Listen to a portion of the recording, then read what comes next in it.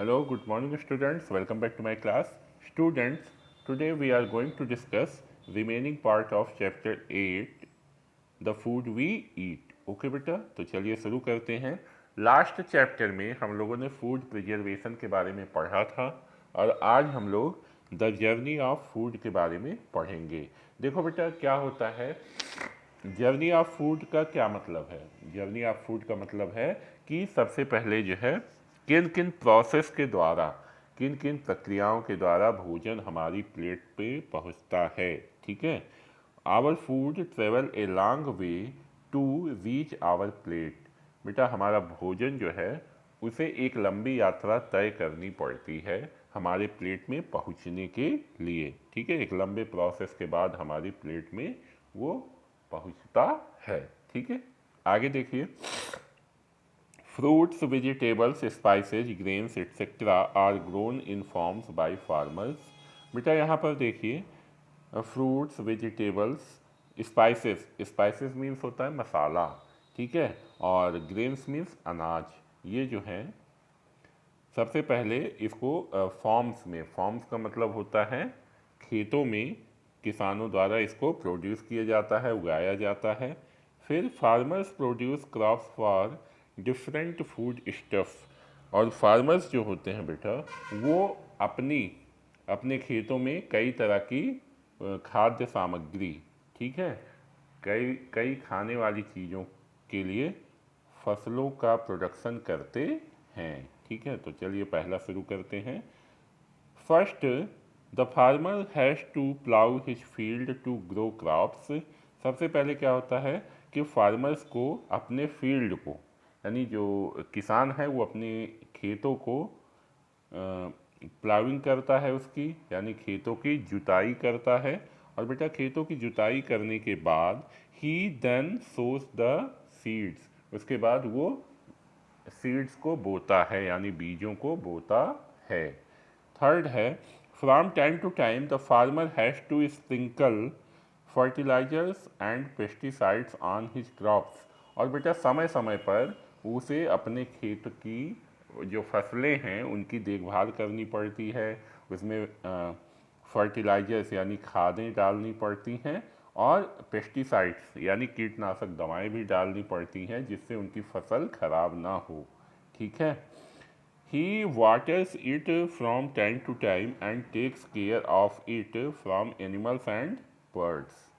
देखो बेटा, फिर क्या होता है कि धीरे धीरे समय समय पर उन्हें अपने खेतों की सिंचाई भी करनी पड़ती है, यानी उसमें पानी भी देना पड़ता है। खेतों में फसलों को पानी भी चाहिए होता है।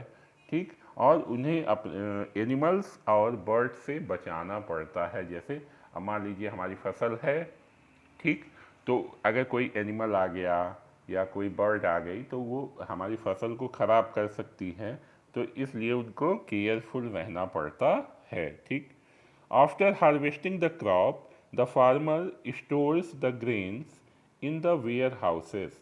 और बेटा, जब हमारी फसल तैयार हो जाती है, फसल पक जाती है, तो उनकी कटाई के बाद फार्मर्स को यह है वो वेयर हाउसेस का मतलब होता है कोल्ड स्टोरेज या गोडाउंस में रखना पड़ता है। The sacks of grains are sorted in warehouses that are to be transported to the wholesalers. और जो बेटा अनाज होता है, यानी फसलें जो होती हैं, फसलों में से जो अनाज निकलता है, अनाज की बोरियों को, ठीक है, अनाज की बोरियों को जो वेयर हाउसेस में या गोडाउंस में रहते हैं, फिर उनको ट्रांसपोर्ट के माध्यम से यानी ट्रक्स पे और ट्रैक्टर्स पे उनको लोड करके होल सेलर्स के पास भेजा जाता है, मार्केट में भेजा जाता है। From the wholesale market sacks of grains then transported to all shops of the country for retailing.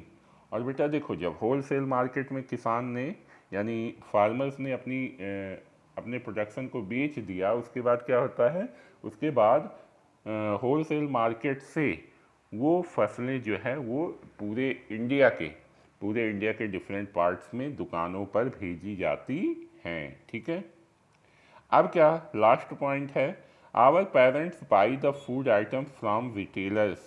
हाँ, और हमारे मम्मी पापा जो हैं वो फूड आइटम्स को रिटेलर्स यानी शॉपकीपर से ख़रीदते हैं एंड ब्रिंग देम होम, और उन्हें अपने घर ले आते हैं। दे wash and prepare them for cooking in the kitchen, और उसकी धुलाई की जाती है यानी उसको धुला जाता है बेटा, और किचन में उसको पकाया जाता है। Finally it reaches our plates, और फाइनली जो है ये अब हमारे प्लेट में आ जाता है, और इट यानी बेटा रेडी टू ईट, और उसको हम खा लेते हैं।